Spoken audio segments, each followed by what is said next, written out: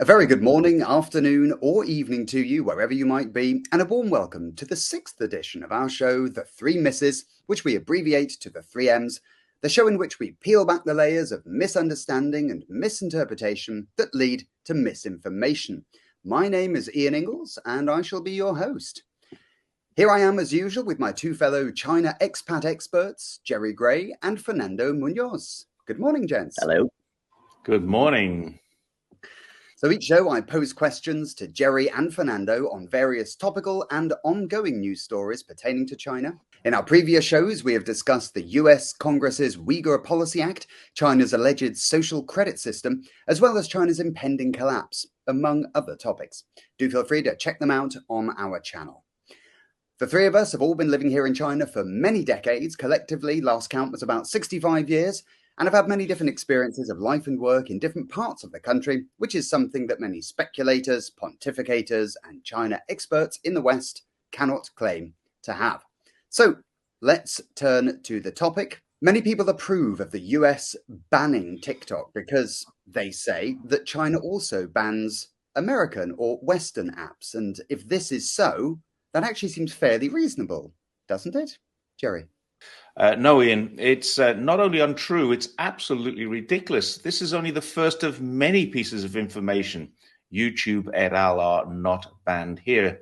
Western social media don't operate in China for several reasons. One is that the local market, Chinese language apps, totally dominate. They tried and failed. So another is that because they won't follow Chinese laws and lodge their data in China, and that's not for security reasons. That's because China won't let them harvest information, won't let them sell it and profit from it. And another reason, the most important ones, back in 2009, when Facebook and Google did operate in China, there were protests, in fact, riots here, which we now know were organized by people in Washington on Facebook. When the Chinese government asked Facebook for help with the investigations into the literally hundreds of murders, Facebook refused to comply. And I can't say for certain that Facebook was complicit here, or maybe if it was prevented by the US government from doing something there. No one will ever know that, but at least probably not in our lifetime. But the bottom line was many people literally got away with murder, and China needed to change its laws so that they could ensure that this kind of thing would never happen again. These social media platforms could operate tomorrow in China if they wanted to. In Facebook's case, it would probably need to provide the requested information before being allowed to operate. But Google could start anytime it was ready.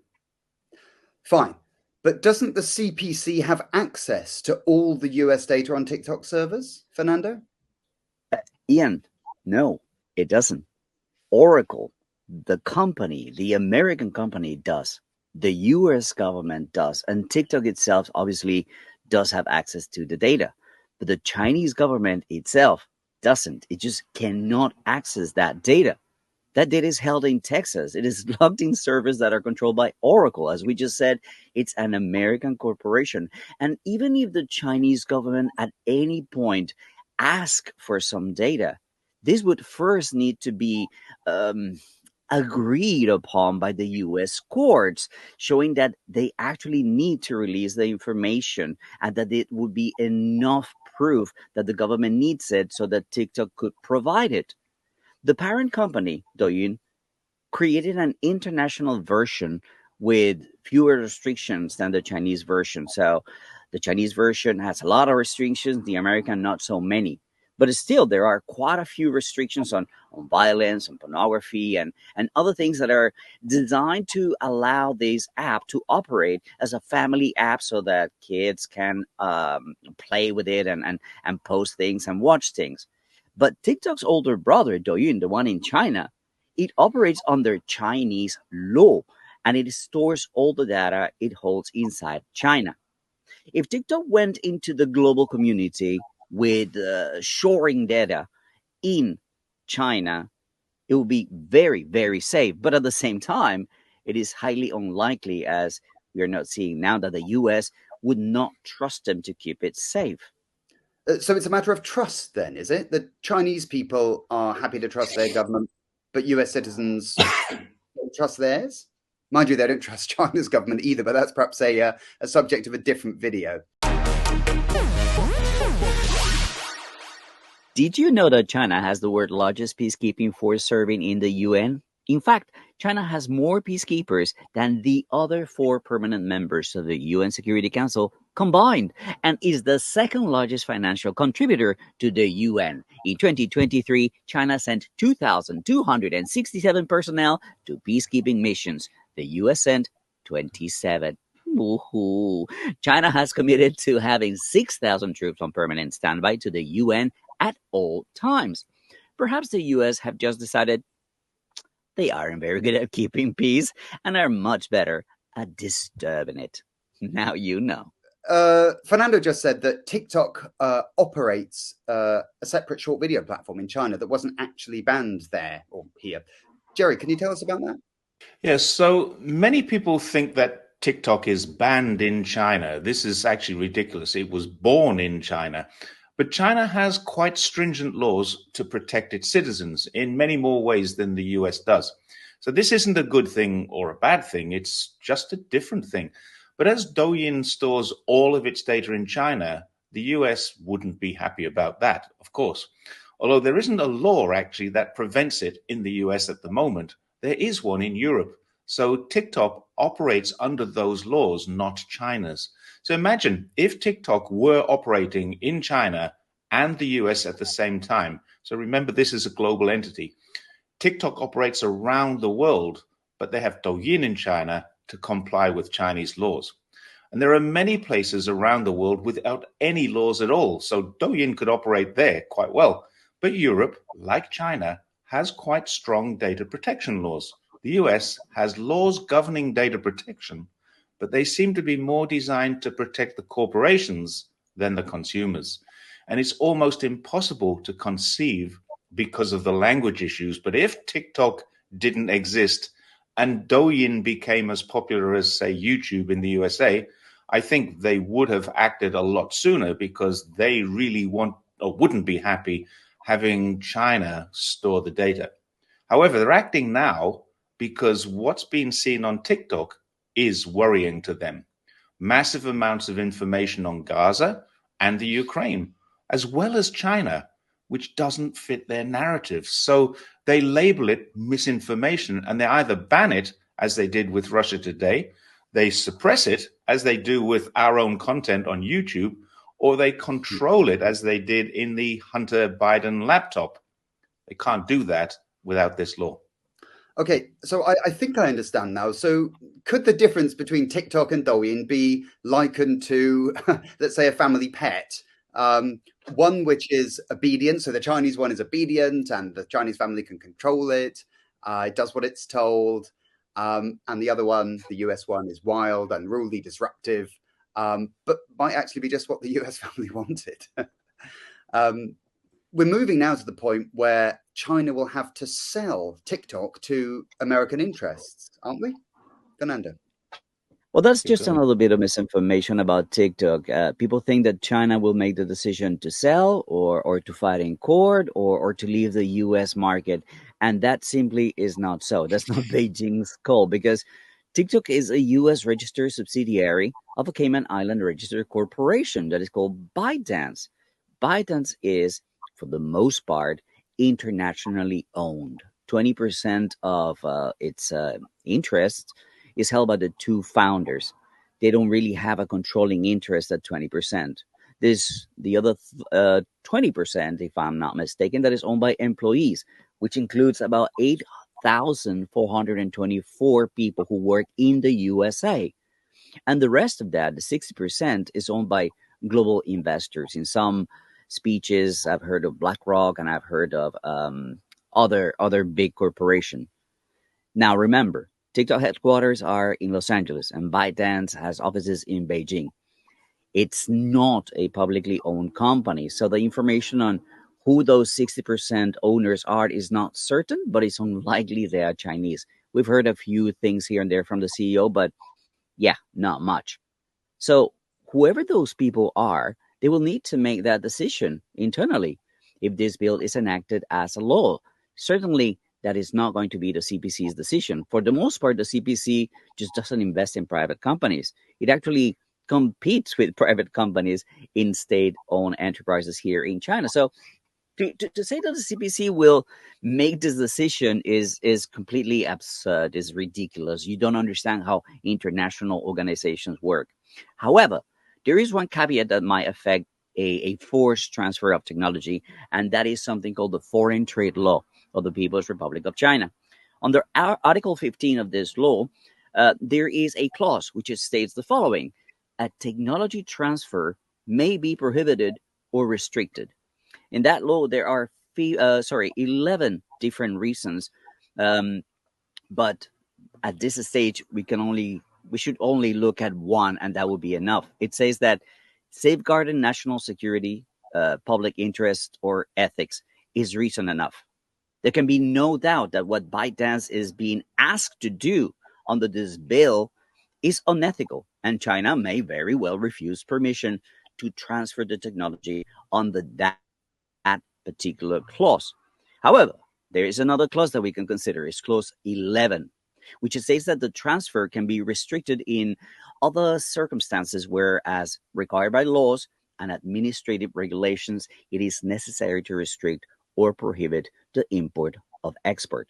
Now, it all sounds like very complicated stuff, but basically what this means is that if there is a higher body than the U.S. Congress, such as, for example, the World Trade Organization, the WTO, that has a regulation that needs to be adhered to, then China can overcome a requirement by U.S. Congress to comply.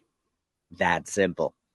This is going to place ByteDance in a pretty strong position if it doesn't want to sell, because they can invoke China's laws to prevent the sale, but it also allows Chinese government some flexibility. They can just refer to the WTO. If ByteDance chooses to sell, to override the deal, so that's a good thing for China. Let's remember that 60% of the owners, we don't really know who they are. They could easily be U.S. investors, venture capitalists, or even some politicians. And this is something so interesting that we could dig deep into. Wouldn't it be interesting to find out how many of them have actually already gotten their finger in this pie? Think about that. Athletes are not allowed to bet on games that they can affect. But politicians, oh yeah, they get to invest in stock that they can affect. Well, that's a very good point, Fernando. I do wonder and have wondered whether there are any politicians out there who are set to make some money on this deal. That would certainly be very interesting to find out. But for now, let's press on. So let's say that ByteDance or China denies the USA the right to take over the company, and the US then just bans it. Wouldn't that be devastating for ByteDance, Jerry? Devastating, no, Ian. And this brings us to what I think is our fifth source of misinformation, which is how important the US market is to TikTok. Globally, TikTok has 955 million users. And there are varying estimates as to the number in the USA, with the highest being 170 million, but it could be as low as 120 million, who knows? A lot depends on, excuse me, how many people are actually in the US, for example. I'm on TikTok. I live in China, but I use a VPN, which sometimes put me in the USA. So the numbers aren't exact. But the fact of the matter is that less than 20%, about 17%, is the maximum of the total number of TikTok users that are in the USA. Now, admittedly, Americans might be more active on TikTok, and they may make up a higher percentage of the interactions, but even that's an unknown. So the loss of less than 20% of market share, it's a dispiriting position for any organization to be in, but it's not the beginning of a death spiral. It will also mean the immediate loss of 8,000 American jobs for people who are employed by the company, plus the loss of entertainment for up to 170 million people, as well as a loss of income and businesses for all of those people making a living on the platform. Now, I don't know how many people derive an income from TikTok in the USA, but the CEO the other day said that there were 7 million small businesses. And this is obviously going to have a very serious impact on ordinary Americans created by their elected representatives. TikTok, however, won't die off. It will take a hit, but it'll continue with the other 800 million or so users. And one other point is that there will be a huge number of Americans who will currently be sourcing VPNs and using them to access the platform. When they do that, there's one other aspect I don't think the US lawmakers have considered, and that is this. It will give users full access to all global news. Now, if they can stray off TikTok once or twice a day and search for other news from, say, China, Russia, or Iran, and other places that are currently banned, it's possible that attempting to control TikTok will have the complete opposite effect. People will learn more of the sorts of things that we learned when we got outside of the mainstream bubble by coming to China. Wow. Well, that would certainly be an interesting development. VPN access, certainly over here, is a bit of a sensitive topic, or not over here, but when it comes to China, because many people do seem to believe that VPN use is completely banned in China. But that aside, there's nothing stopping US citizens from accessing TikTok through a VPN if TikTok does pull out of the USA, isn't there, Fernando? Well, VPNs are more certainly restricted here in China, but they're not banned. We probably will do another show about that, but today's about US and TikTok, so let's just stay on topic.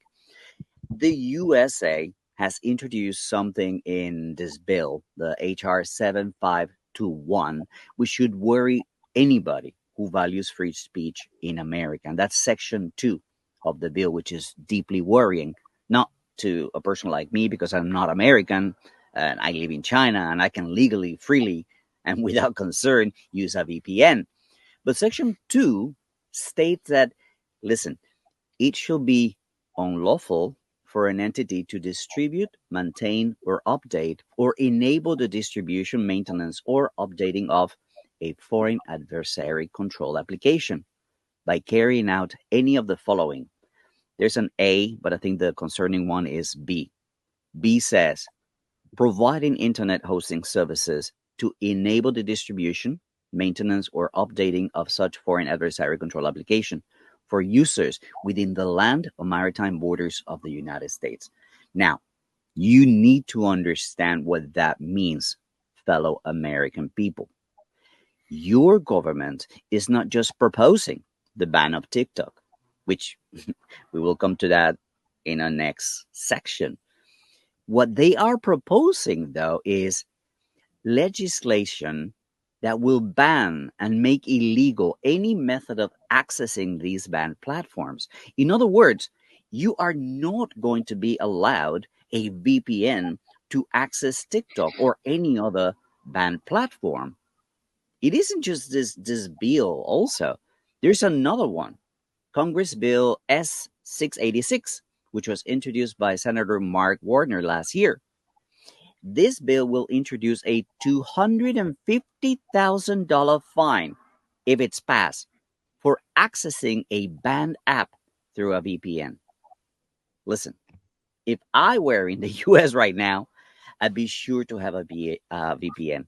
They are really the only way to ensure a safe and secure communication. But there's a lot more to be worried about than the US banning TikTok because of the wording of the bill and other proposed legislation, not to ban VPNs, but to ban the use of VPNs to access banned apps. It is certainly something that I would worry about, Ian, if I were an American person. If I can just interject here, guys, the laws related to VPNs won't be banning VPNs per se, just their use of accessing already banned apps. If TikTok leaves the US market, it can't be banned as it isn't in the market. And I'm sure the US would find a way, but it's hard to stop people accessing something through a VPN when the sole purpose of that VPN is to hide your location. So I think it's an unpoliceable law. It's the kind of thing that they're going to find when they seize your device for another matter and search them. But it's almost impossible to find this in a day-to-day enforcement system. Okay, so I think I know what you mean there. Thanks a lot for the clarification there. Did you know that China provides safety and refuge for any Taiwan fishing vehicle that requires it in the South China Sea at several ports?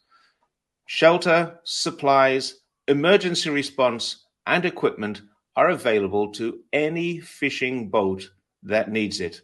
And Taiwanese fishing boats are Chinese fishing boats, so they get exactly the same treatment as all the rest of the Chinese fishing boats. Now you know. So, people think that this bill is about banning TikTok, and of course it is. I mean, the bill mentions TikTok and ByteDance specifically, but it does go on to say that the wording of the bill, or in the wording of the bill, excuse me, that it applies to any covered company or foreign adversary controlled application. What do they mean, Fernando? You're asking what does it mean? I mean, this is America, right? But look, a cover company is explained in the bill, the particular bill, but foreign adversary is not explained. So, according to the Code of Federal Regulations, a foreign adversary is any foreign government or foreign non-government person that is determined by the Secretary to have engaged in a long-term pattern of serious instances of conduct that is significantly adverse to the national security of the United States of America or security and safety of United States citizens or persons. So, in order to approve this effective ban or this forced transfer of technology and have it stand up in court, the secretary, which in this case in the United States will be the Secretary of Commerce, Mrs. Gina Raimondo, she'll need to have proof that TikTok has a long term pattern or even a single instance of conduct that affects U.S. national security. Since this has never been proven, at least not yet, it means that in this instant, TikTok is guilty until proven innocent, witches of Salem again. Obviously, TikTok lawyers will have already discovered this, and since it's not true, and will almost certainly be preparing their submissions to take to the Supreme Court as we are making this video. But here's the biggest takeaway of this entire bill. If TikTok doesn't fight this in court and have it overturned, then the bill will still stand as it's passed into law anytime in the future. Then any company that the US government thinks it's a threat may be subject to the conditions of the bill. So you're right, Ian. It isn't a bill to ban TikTok simply to ban TikTok. This is a bill to control all technology of all companies which are not American owned, and it can be used at any time they deem the company or the country it comes from to be a threat to national security in the United States. And we all know what national security means in the US, right? Anything they want it to mean. So that's why I laughed a little bit at the beginning of your question. Well, that certainly sounds like a worry, very troubling and quite arbitrary. As you said, it can mean anything that they want it to mean. So that does sound as though it might well infringe on various constitutionally guaranteed freedoms, perhaps. Jerry, what are the specific, potential at least, ramifications for freedom of speech? Actually, Ian, this isn't about freedom of speech. It never was. Private platforms don't have a requirement to provide free speech. In fact, it's quite the opposite. So many of us get angry or upset when YouTube or Twitter deletes something that we've said, or it removes some content that we want to see, or worst case, removes an account that we like to read or watch. But the truth is, we signed up for the platform, and although probably 99.9% of us don't actually read those terms and conditions, they are there, and we have to abide by them. So, for example, we don't put nudity onto YouTube or TikTok because we know that it will be removed. And we don't complain about that because we know it's a rule that they have on their platform. There are many more, but that's just an example. What this is about, though, is USA's rules-based order. Now, rule of law, rules-based order, these phrases are used to destroy a more than 1,000-year history of common law. In the year 1215 in the UK, the Magna Carta was signed and it became written law that people had rights for the first time. One of the fundamental rights, even preceding that day, is still an unwritten law that everyone is innocent until proven guilty. They call it the presumption of innocence. So from the Salem witch trials until today, the US has hypocritically called on the world to recognize these standards whilst failing miserably to adhere to them themselves. And this is the latest in a very long list of allegations that the US has made, not just against China, but against anyone it deems an adversary, where presumption of innocence is disregarded. So when we're discussing social media platforms, free speech is not the point. But when we're discussing what's right and what's wrong, what's ethically correct, the correct thing to do, then the presumption of innocence predates the USA by hundreds of years, if not thousands. The presumption of innocence is not mentioned in any of the Constitution or its amendments of the United States, but the application of due process was introduced in the Fifth Amendment. And due process means that the government has no right to take away property or freedom unless proper procedures are followed. And it's highly unlikely that any judge looking at this hastily cobbled together bill would deem that due process has been followed. So whilst TikTok and any other social media can literally block, ban, delete, or change content that it doesn't approve of without breaching the First Amendment, because we've agreed to that, a government can't. The decision to block a platform which people go to express themselves, and especially a site which has committed no crime, could easily be in contravention of the First Amendment, because it is preventing people expressing themselves on their preferred platform and their legally innocent platform. And because that platform is innocent until proven guilty, they would most likely find themselves challenged in the Supreme Court in contravention or in violation of the First and the Fifth Amendments. Good grief. It's quite overwhelming. Fernando, any closing thoughts? Of course, Ian, there's one thing that we can almost certainly know about TikTok is that it would not be banned, removed, or transferred before the end of this year. Biden would be an idiot to sign it off before the election. The bill will pass through both houses and be sent to the White House, where it will sit. TikTok will be out of the news cycle, and many people will forget and assume it's been scraped. But then if Biden is reelected, he will probably sign it during the lame duck period. To sign it before will incur the wrath of potentially 120 to 170 million young voters. As we just stated, the number varies, right? Trump will mention at every single opportunity that he will not sign it because he wants all those voters, right? It's an election season. But we can expect it to go through the system and then remain quiet until after November 12th, after the election. Well, there we have it, folks. Not just one piece of misinformation, but 8. And quite a lot to be concerned about, as this is a bill that is possibly unlawful, unconstitutional, certainly unethical, and totally unnecessary. It's also a bill which has far-reaching effects much further than just the forced sale or banning of TikTok. If you're an American and you approve of this bill because, say, you dislike China, then that's fine. But if you weren't aware, then you ought to be made aware that this bill is not protecting you from China. It's ensuring that one way or another, your government is going to be in complete control of the information that you get to see and the information that you like to share with people who follow you. And if you don't like that and go and get a VPN to circumvent it, then they might well punish you for that as well. If you're not worried now, then may I politely recommend that you should be? Thank you both for your thoughts and opinions on the TikTok debacle. I look forward to our next discussion. And thank you out there for watching too. Feel free to comment, press the like button, share, and above all, subscribe to our channel. And we'll see you next time for more China Insights on the 3Ms. Bye. Bye-bye.